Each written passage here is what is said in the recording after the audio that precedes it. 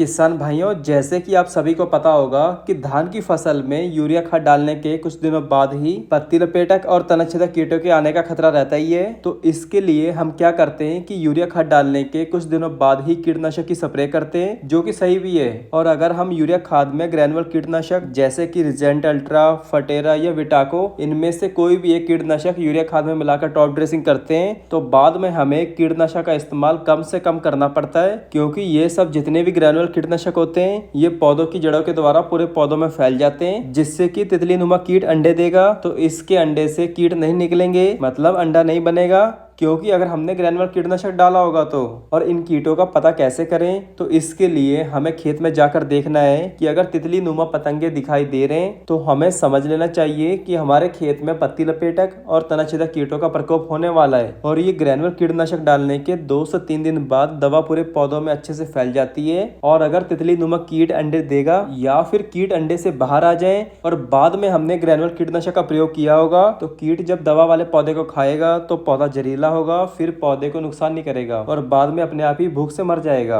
और इसके अलावा अगर हमने ग्रेनुअल कीटनाशक का प्रयोग नहीं किया होगा तो यूरिया खाद डालने से पौधों में हरापन ज्यादा आ जाता है, पौधे मुलायम हो जाते हैं और फिर कीट लगने के चांस बहुत ज्यादा बढ़ जाते हैं, जिसके लिए फिर हमें कीटनाशक दवाओं की स्प्रे करनी पड़ती है। और आजकल बारिश भी इतने अच्छे से नहीं हो रही है, खेतों में पानी भी पूरा नहीं हो रहा है, जिसके कारण कीटों का प्रकोप बहुत ज्यादा देखने को मिल रहा है। और इसके अलावा भी गर्मी अधिक होने के कारण कीटनाशक दवाओं की स्प्रे करने पर भी इतने अच्छे रिजल्ट देखने को नहीं मिल रहे हैं। तो बात आती है कि ग्रेनुअल कीटनाशक देने से फायदा क्या होता है। तो किसान भाइयों, ग्रेनुअल कीटनाशक जैसे कि रिजेंट अल्ट्रा, फटेरा या विटाको देने से एक फायदा ये भी होता है कि ये कीटनाशक मित्र कीटों को नुकसान नहीं पहुंचाते, जिससे कि मित्र कीट बचे रहते हैं। और अगर हम कीटनाशक दवाओं की स्प्रे करते हैं तो कुछ कीटनाशक ऐसे होते हैं जो मित्र कीटों को नुकसान व मार देते हैं, जिससे हमें फायदा की जगह नुकसान ज्यादा होता है। तो आज हम रिजेंट अल्ट्रा के बारे में डिटेल में बात करेंगे कि ये एक एडवांस नई पीढ़ी का दानेदार कीटनाशक है, जो कि धान की फसल में स्टेम बोरर और लीफ फोल्डर को बहुत ही बढ़िया तरीके से कंट्रोल करता है। मगर वीडियो शुरू करने से पहले जो किसान वीर हमारी वीडियो पहली बार देख रहे हैं तो आप भी हमारे चैनल सब्सक्राइब कर लीजिए, जिससे आपको हर एक फसल के बारे में सही टाइम पे सही जानकारी मिलती रहे। तो चलिए जानते हैं कि धान की फसल में रिजेंट अल्ट्रा ये काम कैसे करता है।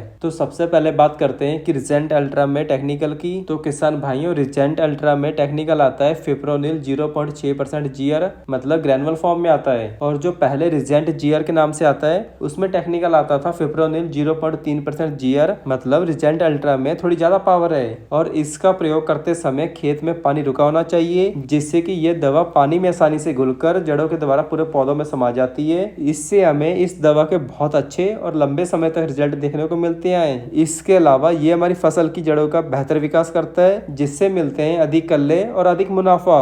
और रिजेंट अल्ट्रा ये जड़ का विकास करके पौधों द्वारा अधिक पानी लेने के लिए सक्षम बनाता है और इसलिए पौधों की ग्रोथ में काफी सुधार देखने को मिलता है। तो बात करते हैं कि इस रिजेंट अल्ट्रा का प्रयोग हमें धान की फसल में कब करना चाहिए। तो किसान भाइयों, इसे आप धान की फसल में दूसरी या तीसरी यूरिया में मिलाकर डाल सकते हैं, क्योंकि अगर हम दूसरी या तीसरी यूरिया में मिलाकर इसका प्रयोग करते हैं तो ये जड़ों के पास तनाछेदक कीट को लगने नहीं देगा, क्योंकि अगर बालियां निकलते समय तनाछेदक कीट लग जाए तो ये हमारी फसल को बहुत अधिक नुकसान कर देता है। और जब स्प्रे करते हैं तो स्प्रे करने से अच्छी दवा पौधों के निचले हिस्से में नहीं जाती है, जिससे हमारी फसल को काफी नुकसान हो जाता है। सो आप अपने हिसाब से देखकर इस दवा का इस्तेमाल कर सकते हो, कोई दिक्कत नहीं है, क्योंकि ये फिप्रोनिल टेक्निकल बहुत सेफ है हमारे वातावरण के लिए और मित्र कीटों के लिए। और बात करते हैं कि धान की फसल में ये कौन कौन से कीटों को कंट्रोल करता है। तो ये धान की फसल में स्टेम बोरर मतलब तनाछेदक और लीफ फोल्डर मतलब पत्ती लपेटक को कंट्रोल करता है। और धान की फसल के अलावा आप इसे लगभग सभी प्रकार की फसलों में भी डाल सकते हैं, कोई दिक्कत नहीं है, बेस्ट रिजल्ट ही देखने को मिलेगा।